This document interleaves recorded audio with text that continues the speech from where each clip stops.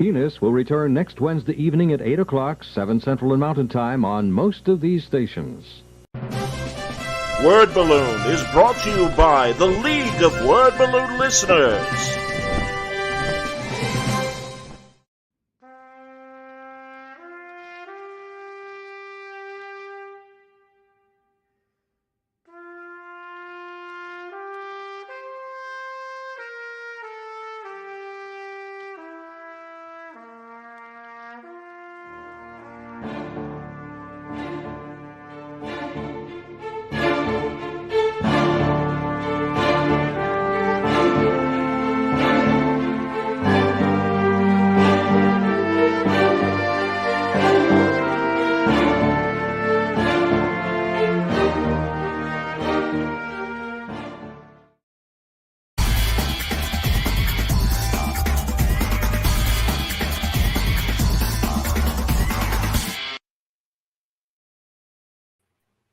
Welcome back, everybody. Time again for Word Balloon, the comic book conversation show.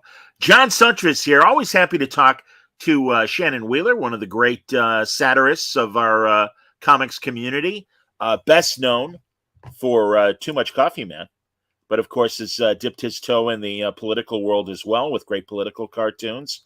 I remember things like Shit My President Says, a fantastic book, and of course his illustrated version of the Mueller Report. Yeah, great stuff, man. Good to see you, Shannon. Welcome back. Well, thank you. Thanks for having me. Absolutely. So you're in the midst of a Kickstarter campaign. You're putting out a new. Is it a big omnibus? Explain what you're putting out, Shannon.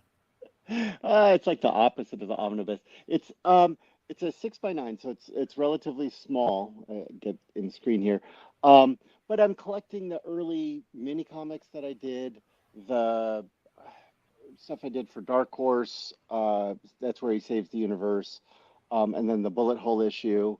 Some ads I did for a bookstore early on, and then writing essays to go along with it as well. So I eventually want to have a set of books collecting works in a nice little library format. Sure, absolutely. No, and again, my God, I was going through the books that Amazon posted of yours, and I mean, I'm really barely scratching the surface. I am curious though. Well, first of all, the mini comics that you're featuring, did they have Coffee Man in them, or were these other comics you did? Yeah, the first book I did cartoons for my college paper and collected a book called Children with Glue. And then to sell it, it was a $5 book, which at the time was, more expensive. So to sell it, I started doing mini comics.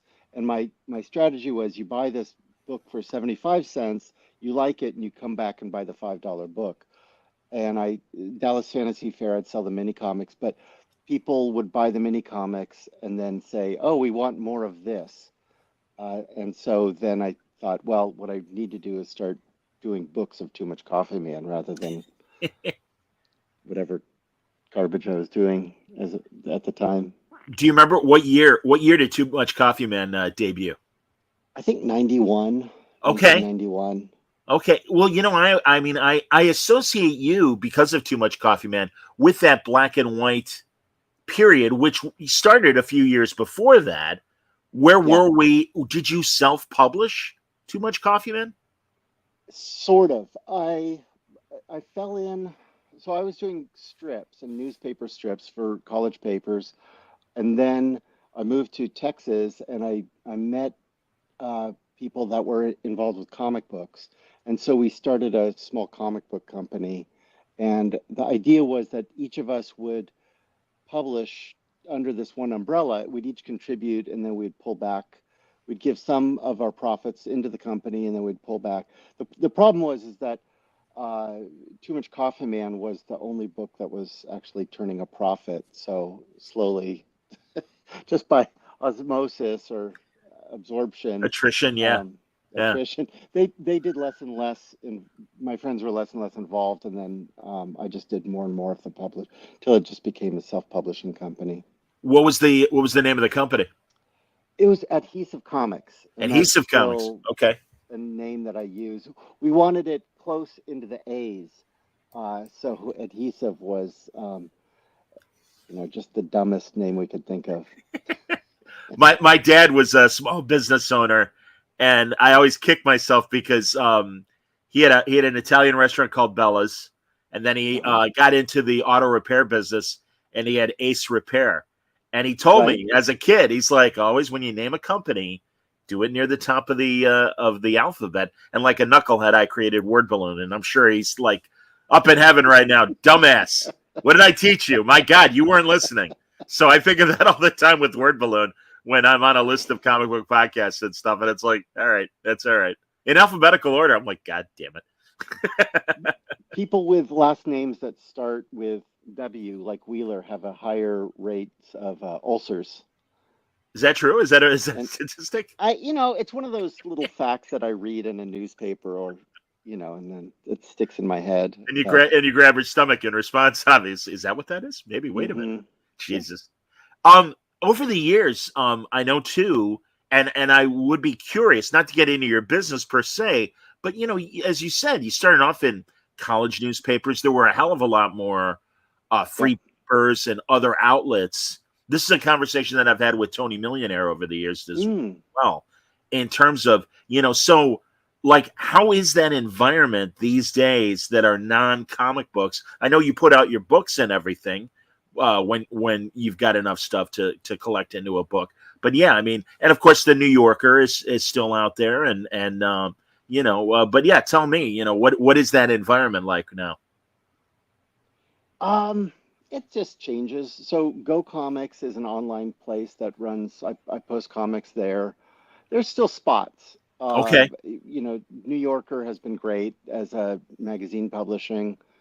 So what I'll do is I'll create comics for the New Yorker, and then I'll take the rejected ones, I'll turn it into a book. I'll put it in the newspaper. My local paper runs my stuff, so every week I put something in there. And there, yeah, it's not what it was, but there are still venues. And in a way, it's more freeing. Like doing the Kickstarter, all of a sudden I felt like I can connect with fans directly, and it's not even a platitude. It's the Kickstarter is going really well, and I'm gonna put out this book, and it's easy self-publishing and it's easy distribution. Um, so it's pretty good understood. in a lot of ways. Absolutely. No, no, no. And it's been fun watching the evolution of Kickstarter and so many people going to it to gather their audience and also, create a book that maybe a publisher wouldn't want to do currently, but again, if you have enough of an audience, and certainly your Kickstarter is succeeding, I mean it's, yeah, you got like 2 weeks left, 3 weeks left.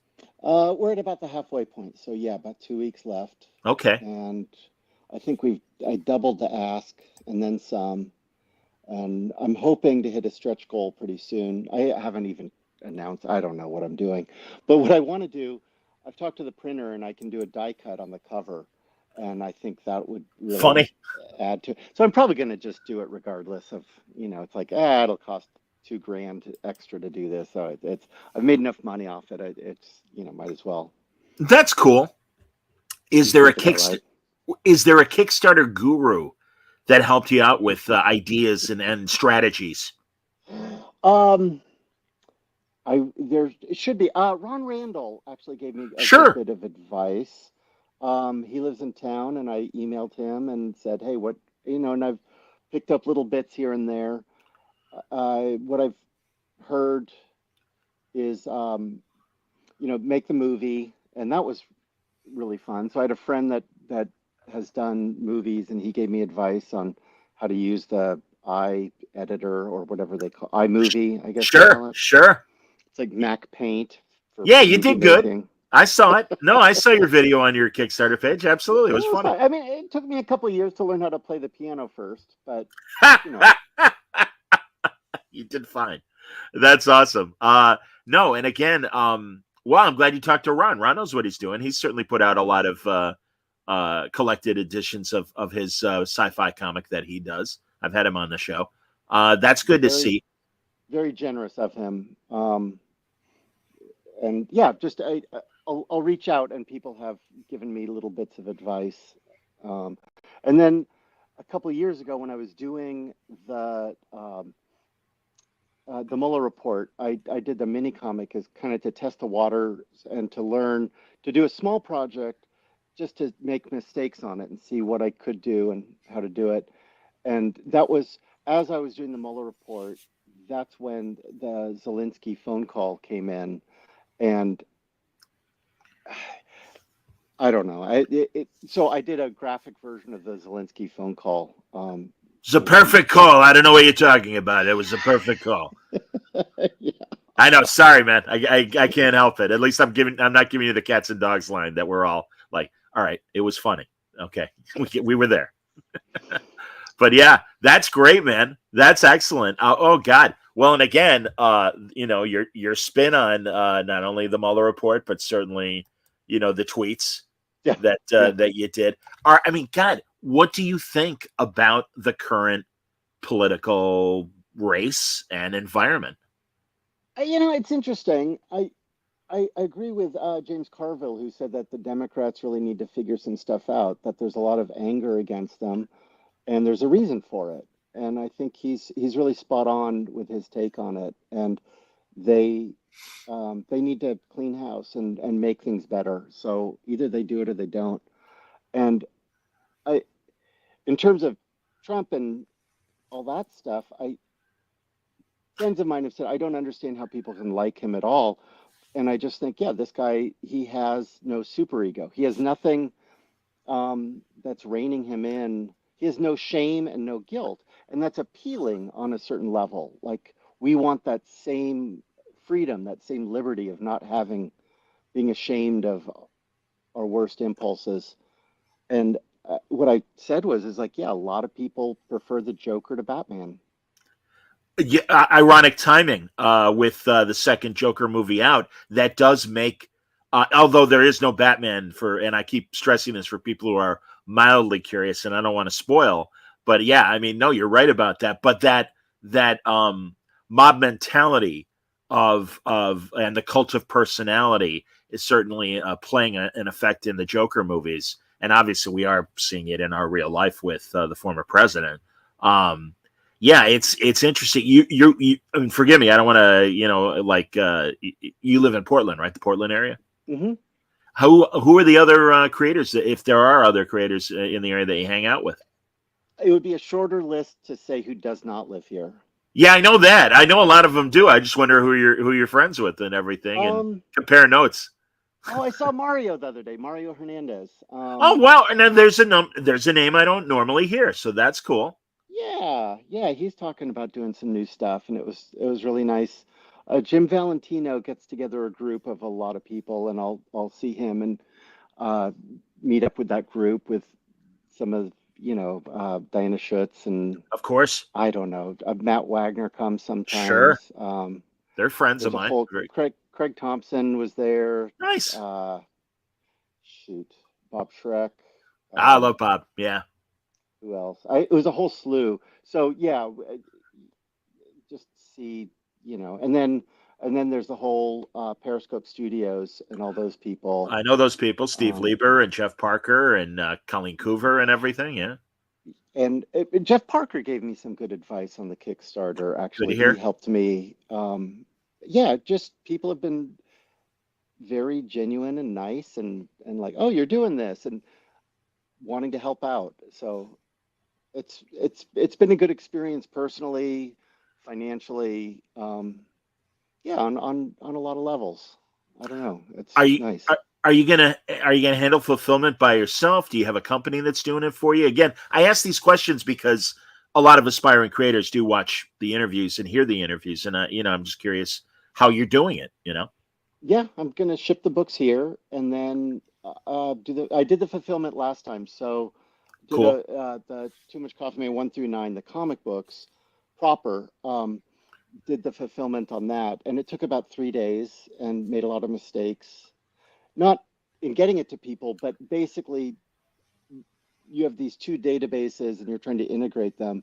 And we just did it by hand. So we went through, Wow. but 1,000 orders, whatever, it's like, 3 days. And then if you pay somebody to do it, Yeah, it's $1, $2. It has to be shipped to you. You have to sign everything. You have to ship it to the fulfillment company, and then you pay them, and then they're so that's your profit margin if you I'm do. hip. And Yeah. I can work 3 days of grunt work. Hey, I'm in. no, You I know, get it a something. lot. Continue. Oh, sorry. The mini comics that I did. I stapled 10,000 of those when I first did those.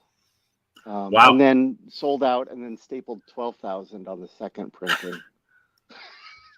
No, So I get.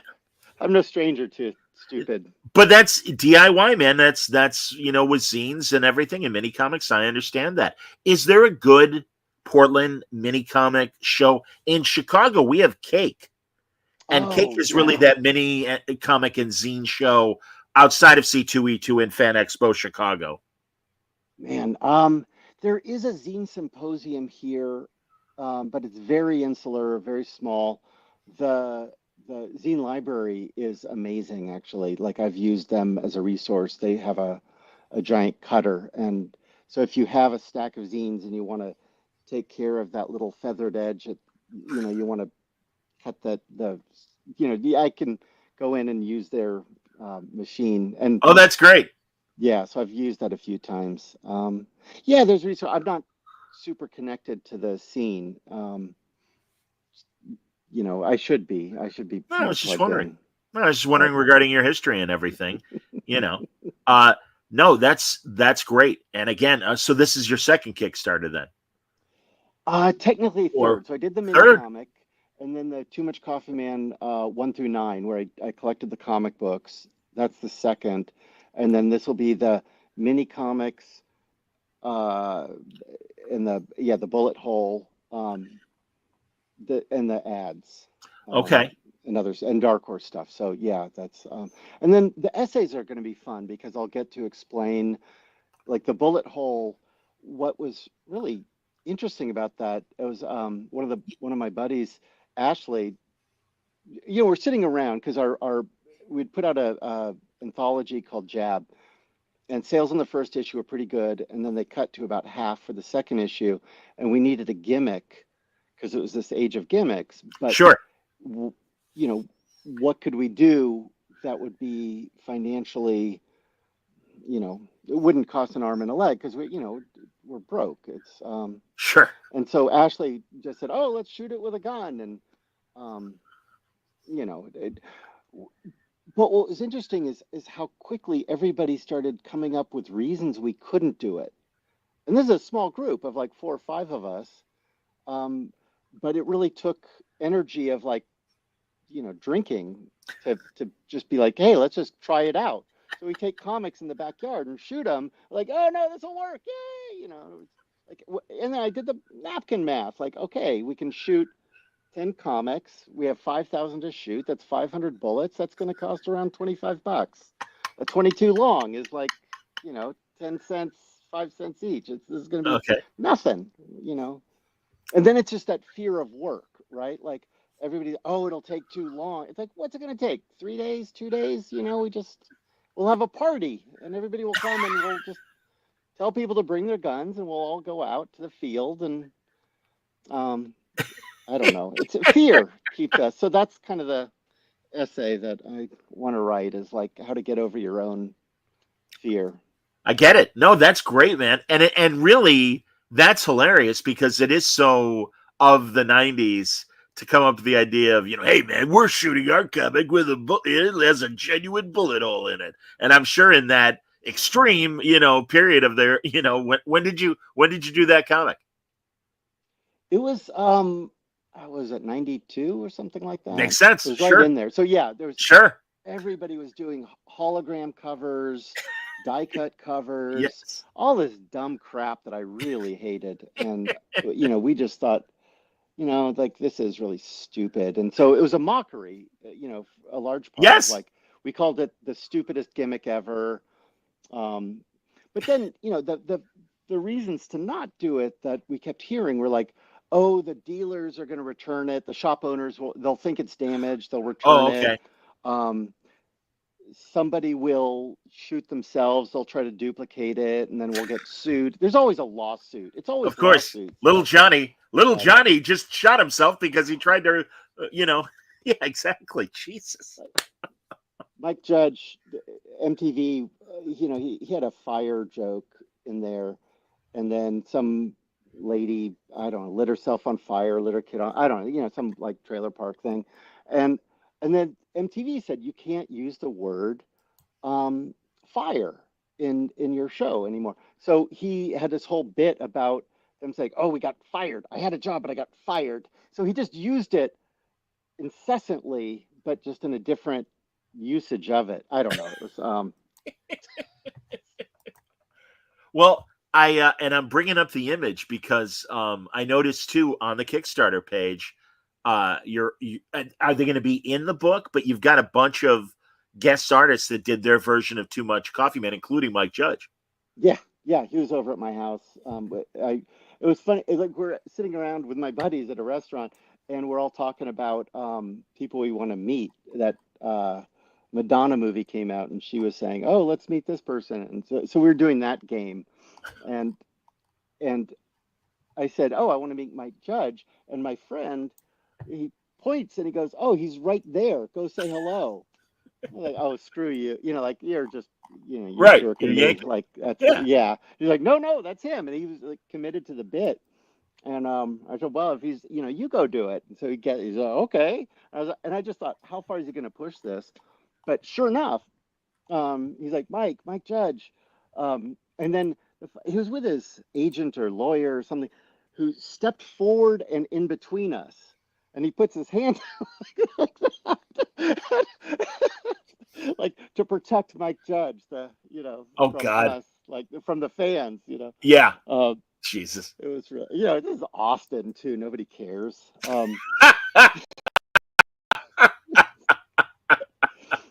And my friend's like, no, we're cartoonists too, as if that would, and then he goes, oh, and this is Shannon Wheeler. He wants to meet you. And Mike's like, oh, yeah, no, it's okay.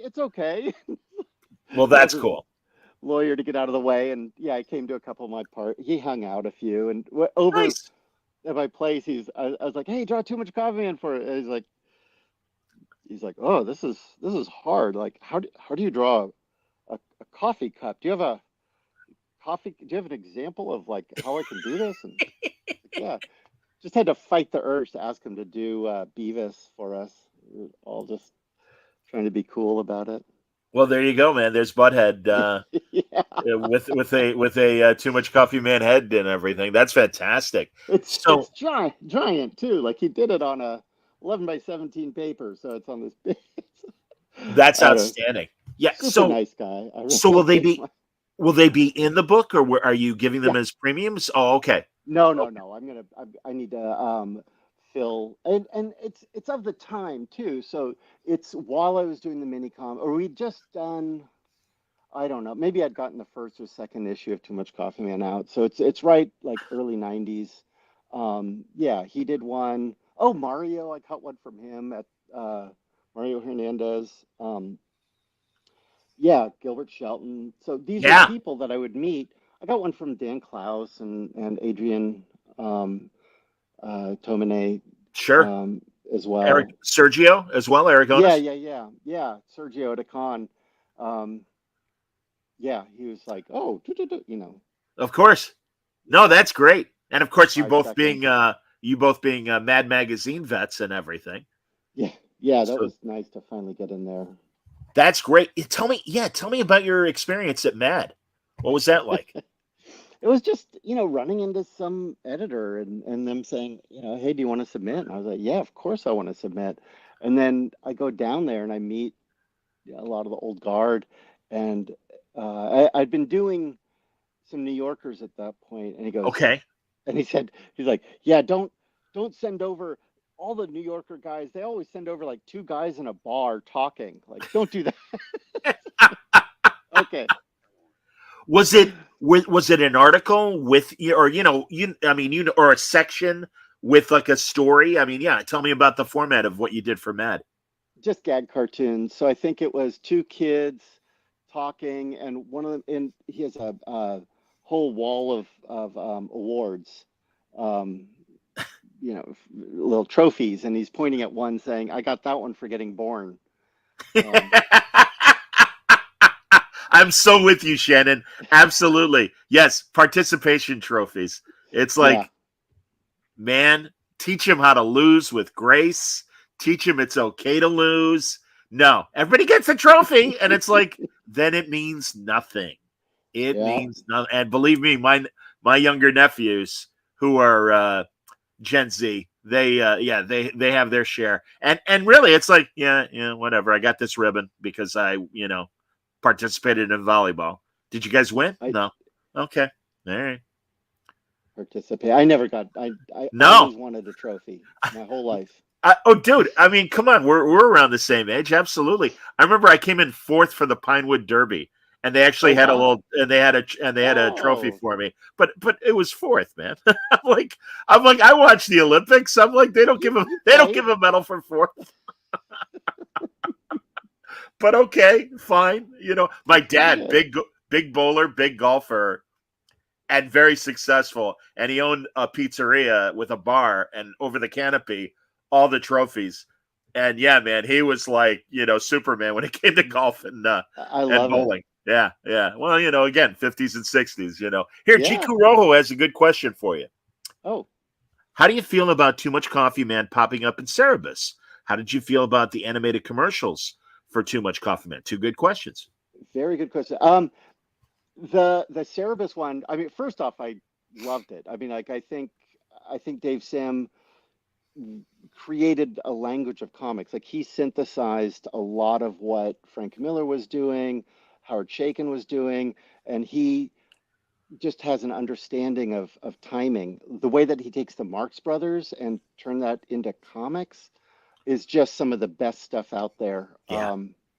And so yeah, like and it, I had no idea it was going to happen, and somebody called me up and said, "How did you get Too Much Coffee Man and it was like Too Much the Core Man in Cerebus?" And like, "What are you talking about?" And I went and got it, and I was like, "Holy cow, look at that!" No, that was really an honor. And then the commercial, what happened there is, I mean, that was actually they licensed. So I got a phone call. Um, what was his name?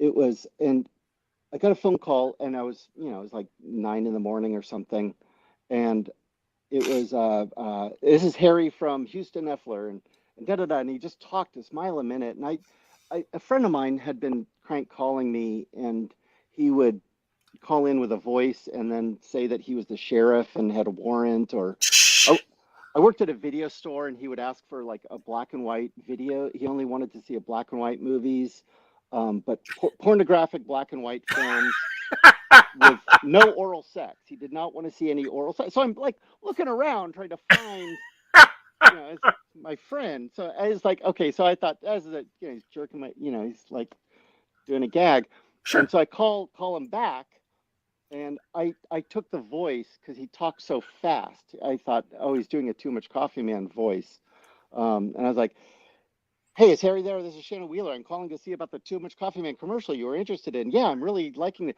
And I just like ran with it because I thought it was a gag. And then he goes, "Okay, I'll fax you over these papers, and I'll see if you like it." And da da da da da da da.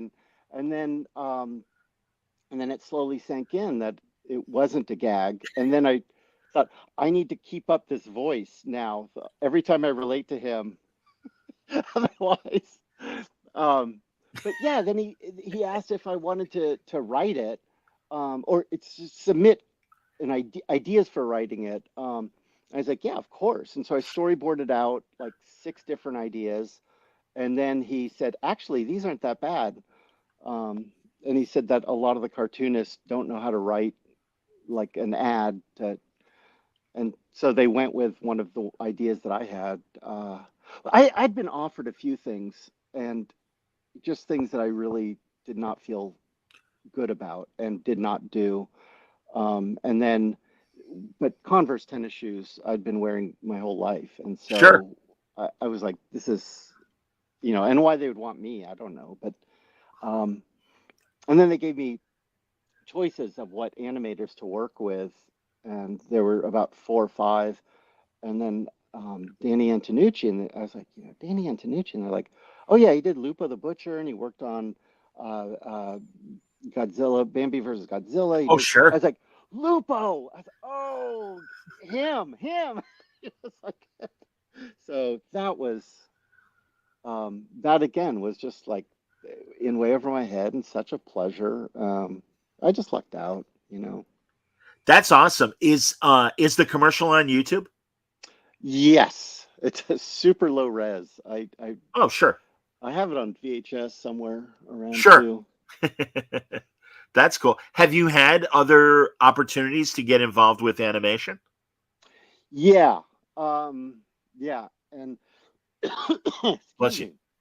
Mostly I say no to stuff. It's run up Hollywood, the flag in Hollywood a couple of times, and I'm not opposed to it in theory. And if there's a good team, but it's a dice roll as to Sure. whether things come together. There's always, not always, oftentimes there's somebody on the um, at the committee who's saying no. And when you have a few of us, then you have a couple beers and you're like, yeah, let's get the gun out of the closet and just go for it. But Yeah. when it's in LA, you hear the no's, and they have a lot of power just by saying no, and it shuts down a lot of good ideas. Um, but I would love to do it. I think it would be really fun. And then I the people that I think would be great to star in it or do the voice work, they keep dying, like John Candy and ah all the kind of hefty, too much coffee man, hyper hefty people have heart attacks. It's like I got to get Jack Black soon. there you go. Um, Have you met him? Is he aware of what you do? no, I would love Okay, to though. because Drew honestly, Carey. There's a Drew Carey of him in a Too Much Coffee Man suit that's floating around. oh, that's insane. That would have been great. Absolutely. Now He he had his slimmed heart down. attack, but it didn't get him. So that's good. Yeah. He slipped. He got smart. He slimmed down and everything. Yeah. He did. He looks good. He looks He's really good. funny. Absolutely, man. Hey, I as a fat guy that's struggling with weight, absolutely. I think he's doing a hell of a job. No question. That's cool. Yeah, and have you found like-minded people in the comedy world that are aware of, your stuff, and have you had a chance to talk to anybody like that? Um, yes and no. I mean, every now and again something will pop up, but I haven't gotten into the comedy scene, and I would like to. I'd like to more because there's just some really great stuff happening. It was so much fun making that movie for Kickstarter too. That was such a, just the Wes Anderson vibe of like how to cut this, how to film it, with the limited resources, and it would just be nice to open it up to other talented people. Always connect with people that are smarter than yourself and take it places. I mean, man, what Mike Judge has done is just inspirational. I completely agree, and I remember when Idiocracy, his live action movie, came out, and yeah, man, and it was we all kind of heard the backstory of it, being made by a different studio regime. So they pretty much put it out there because they had to, but they were only going to put it Hmm. out for like a week or two. And yeah, so hearing about it, I rushed to the theater, made sure I saw it in the theater, maybe three other people in the movie theater. And yeah, brilliant. And I'm just a longtime fan, not only Beavis and Butthead. King of the Hill is one of the smartest sitcoms, and yeah, Yeah, it happened to be animated, but really what they were dealing with, my god, it was I would just tell people all the time, like, you got to watch this, man. And I know it's animated, but and this is back in the 90s when that was not normal. Now we get a ton of adult animation, and that's why I would think yeah. today's environment might be conducive to what you do with Coffee Man and a lot of I'm the other open. things that you do. Yeah.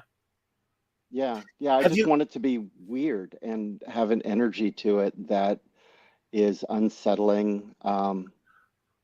Yeah, when we were touring, we went to a studio, and he showed us around his place in Austin, and he was just had pitched King of the Hill and gotten, I think, $1 million for the option, and he was telling us like, yeah, I don't, it's just some guys in Texas and da da, and he explained it, and we're all like, oh yeah, it sounds great, and we're just like, this is the worst sounding thing ever. It just sounded terrible. And then same with Idiocracy. Explains like, yeah, I did this movie. It's a guy who wakes up in the future and he's the smartest guy because and we're just like, yeah, that's a good one liner. That's not.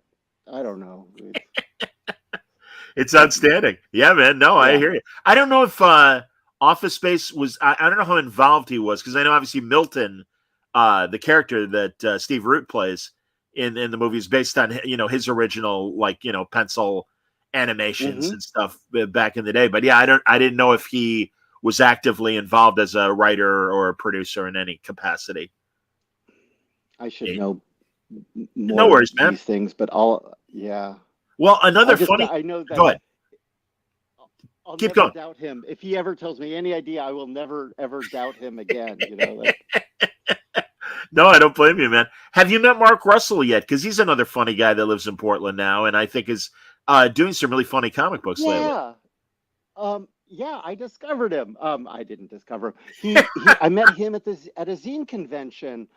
He was putting out the Superman stories that he had written, and I loved them. And I started doing a Too Much Coffee Man as a magazine, and I ran his stories in that. And then I would go out to beer with him and say, "Hey, if you ever have an idea that you want illustrated, I would love to illustrate your work." And then we did. I don't, he has a religious background, and so we're sitting I there didn't know that. talking about. He was raised Pentecostal, Okay. and he's not religious now, but yeah, so I just bugged him, and we're talking about some of the things in the Bible, like the what's Job has always bugged me as a story, because I just thought it's a weird story where God gets, he's baited, right? Like he's, whatever the devil says, hey, let's have his bet, and so he takes his most faithful follower and tortures him. Like that's the whole story. Is like and yeah, then at the end he's like, well, I killed all your family, killed everybody. You lived in the dump. You had sores that you scraped with a piece of pottery. Like it's just, you know. But now I'll get you a new wife and you'll have new kids. Sorry about killing the old. He didn't even say sorry. But I'm like, how is this? What's the moral of this story? Like this is, if I was at the time trying to choose a religion, I would not choose that one, I hear you, man. right? Like that unsells it. And Mark's like, well, I think that he explained it. He's like, it has more to. It really doesn't have to do with God. It has to do with man, and this is why, and blah blah blah. And then a few days later, he wrote up a little 5-paragraph thing, humorously, of that story, and I was like, let's do the whole Bible this way. He's like, oh, okay, And the idea was that we did God is Disappointed in You, where Mark rewrote the Bible and I did the gags for it. Oh my God. Yeah. And look it up. I mean, his writing Yeah. is just out of the park. And so, Shame on me, yeah, Shannon. no. Did not know. No, I didn't know. And No, truly, no, don't be silly. well, I I appreciate love both of it. your It's humors. So that's great to learn. No, absolutely. That's terrific. Have you tried to get with Ahoy? I'd wanted to learn Ahoy. Yes, yeah, and I've done some work for them, and I want to keep pitching because I have a story about robots that I really want to do, Cool. and then I've got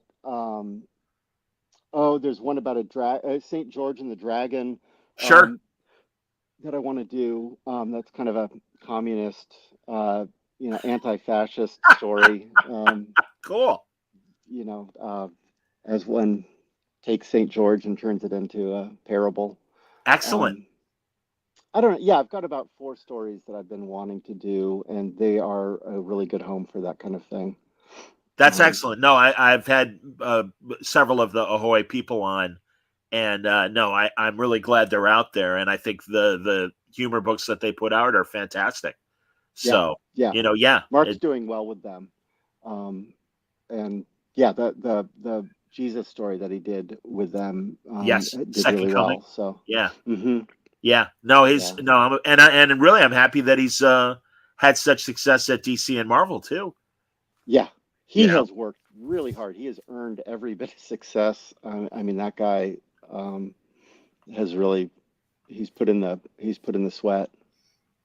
Are there any DC or Marvel properties you'd love to get your hands on and do? And have you tried Oh, to pitch to them?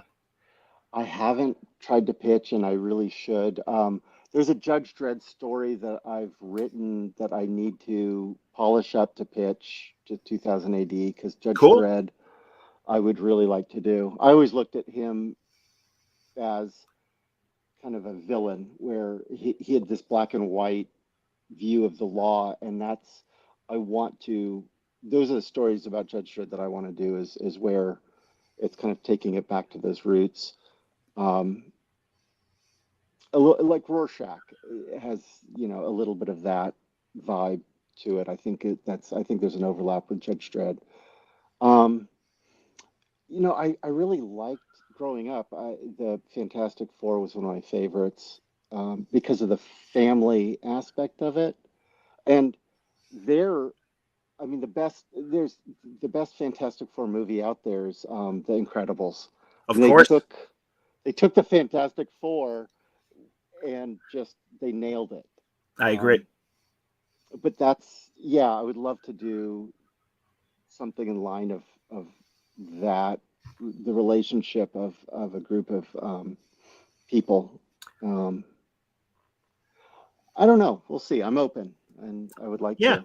Are there other licensed characters across the board that you would, I mean, are you a closet Popeye fan that you'd love to do your own Popeye story, or really from that to whatever humor or non-humor IPs kind of would Yeah. be fun to do. Um, I wrote a Gumby. Oh, That was pretty awesome! fun. Yeah, And that's then great. talking to Bob Burton about doing a flaming carrot, some kind of something in his universe, which is Sure, seems like it's the same as Too Much Coffee Man, but it's really absolutely. not. Okay, It has a I mean, well, it's a similar vibe, but he works with the surrealism that's just so it's really good. I mean, it's separate enough where I feel like I would love to work and we're just talking to him too. I start to feel like I'm in a Bob Burton comic book. I get it.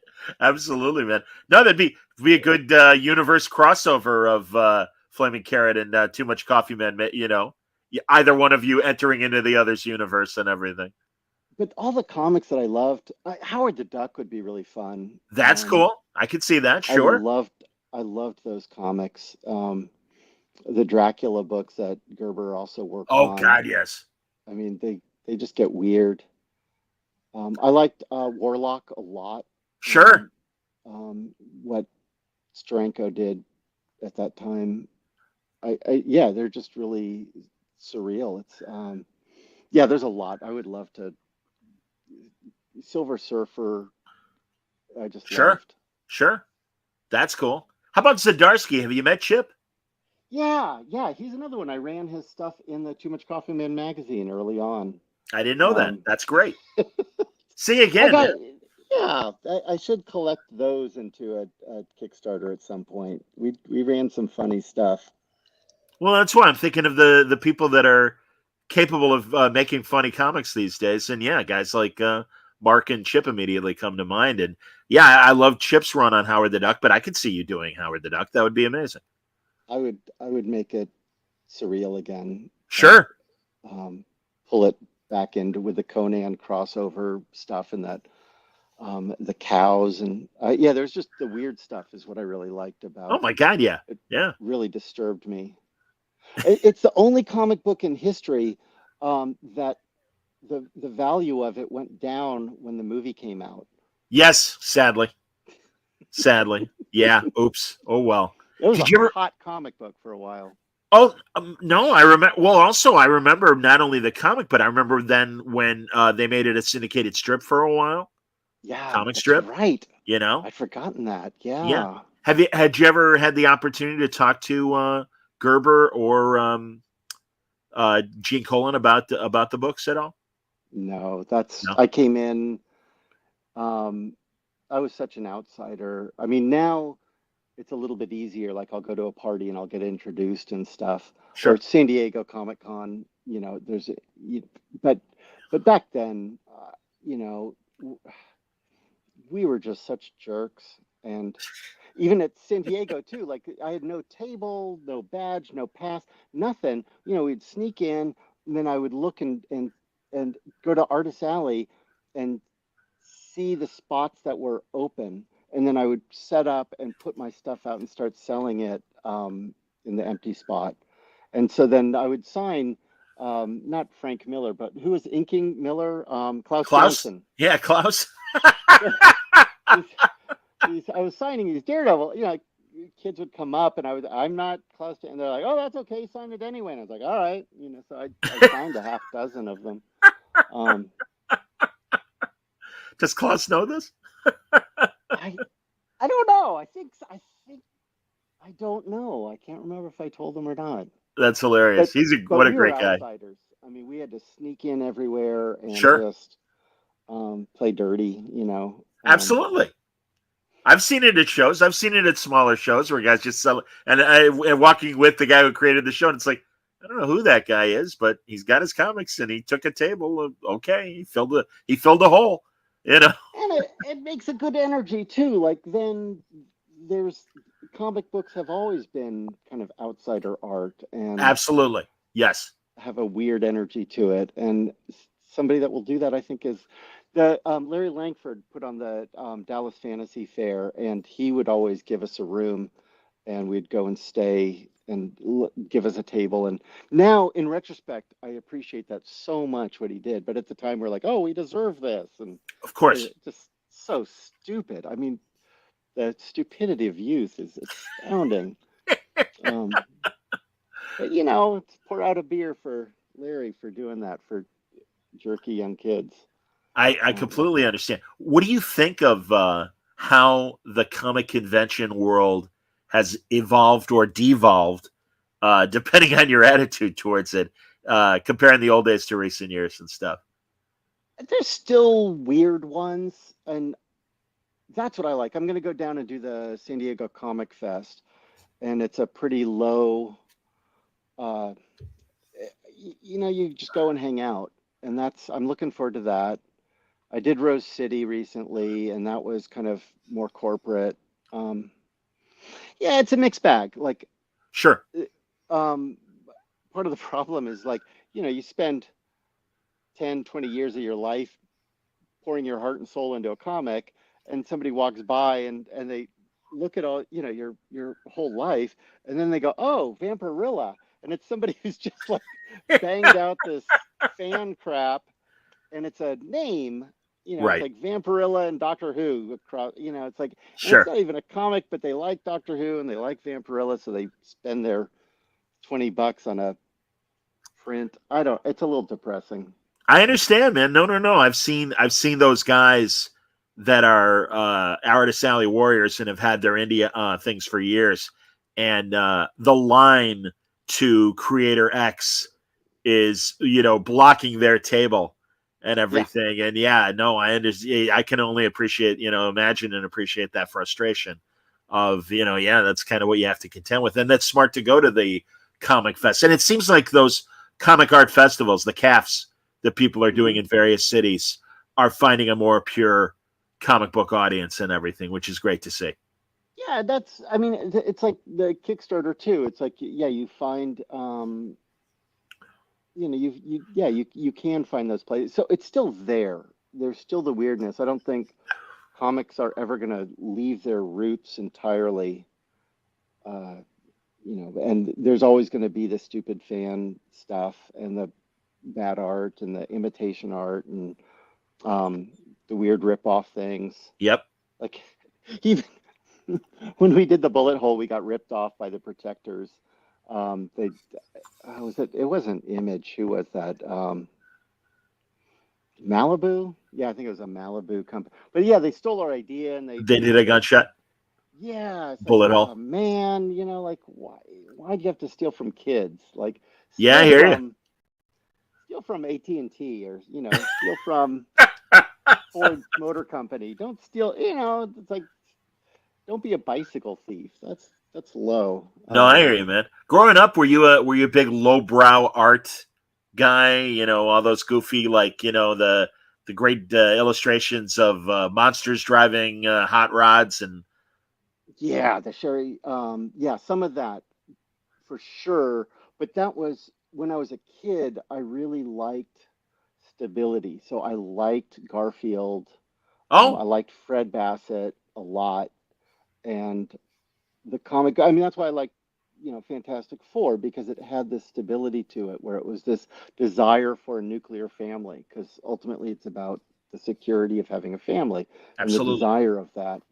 Um, and it wasn't until I don't know how old I was, but for whatever reason, I came across Fat Freddy's Cat, and that just blew my mind. And the way that he would take structure and format and just turn it on its head and make it funny to where you genuinely did not know what was going to happen on the next page.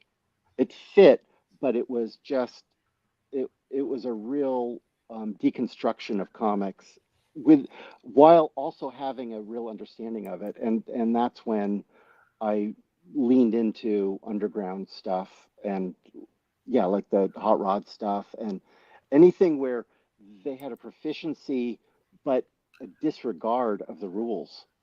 Um, yeah, it's there. I mean, that was a mind blower. It was like doing acid, but you're 8 years old or seven or something. Sure.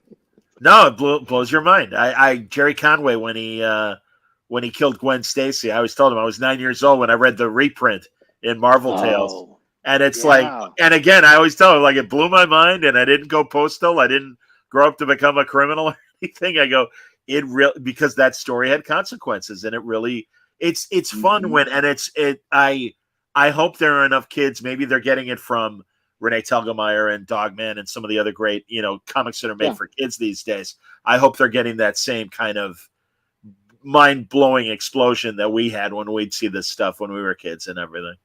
You know, Yeah. Yeah. I think so. I mean, what's weird is that I meet people now who say, "Oh, I read your comics when I was a little kid," and then they get, "Oh, I hope that doesn't bother you." It's like, no, that's rad. That's totally great. But absolutely. they said that I touched them, and then they show me their tattoo of Too Much Coffee Man. Oh, wow, that's pretty cool. Oh man, how come they didn't get you to draw it? Yeah, man, that's a do people come to you and ask you to do a sketch on their arm and then they're gonna get it tattooed later at the same show? Yeah, I've done a few of those. Not a ton, but yeah, I've definitely done a half dozen.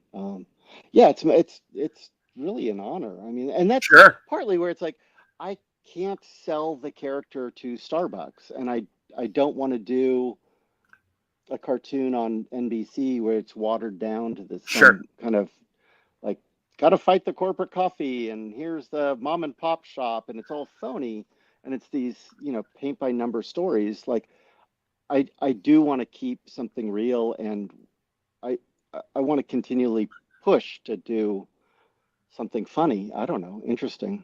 No, I get it. It will Coffee Man make an endorsement for this campaign this November? There's only a few weeks left. Probably. I mean, yeah. I mean, my how much I despise Trump is profound. I mean, I think that guy is. I mean, no offense. I mean, I don't. I Not also offending me, man.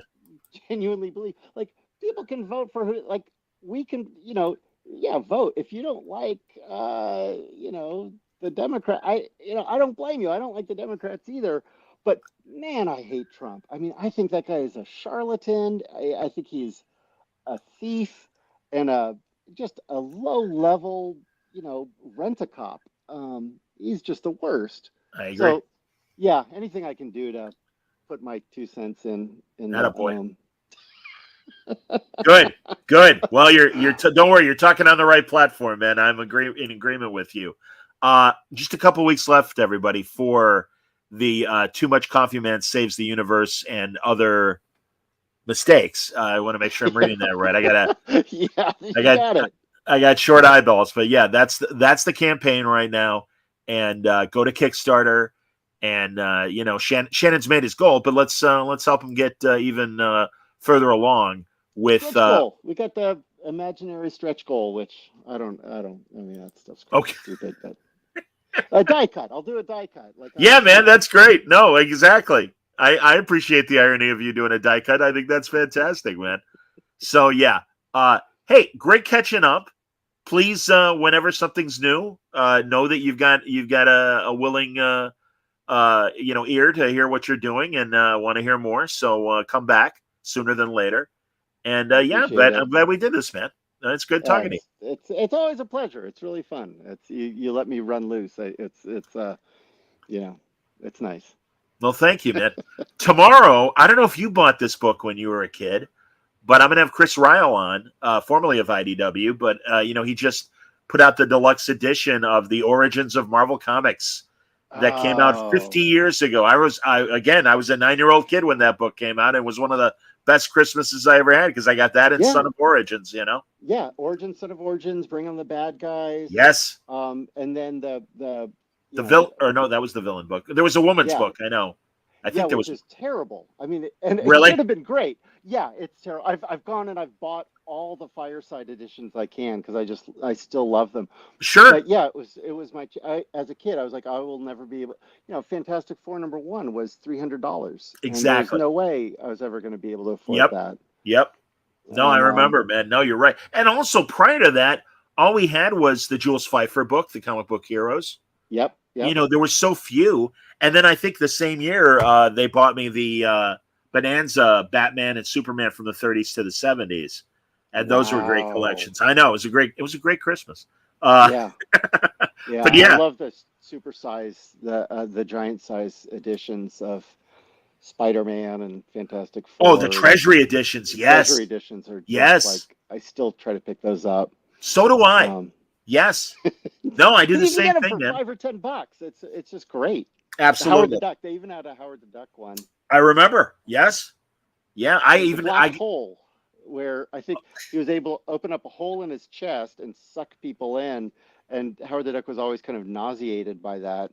And then they defeated him because they pushed his own arm into his own hole, and so he just ate himself, and everybody was just kind of nauseated by. And of course, debuting in Man-Thing of all places. Yes. So it's even crazier. Yeah. No, great stuff, man. So Chris and I are going to talk about the Fireside books, and in particular, Origins of Marvel Comics. That's happening tomorrow night. So you'll have to watch. I will definitely watch. All right, there you hit my sweet spot there. Excellent, man. Great talking to you. Thank you, Shannon. Thank you, everybody, for watching and listening. And so next episode, Chris Ryle here on Word Balloon. Make sure you don't miss it. Stay safe, stay happy, stay healthy, everybody.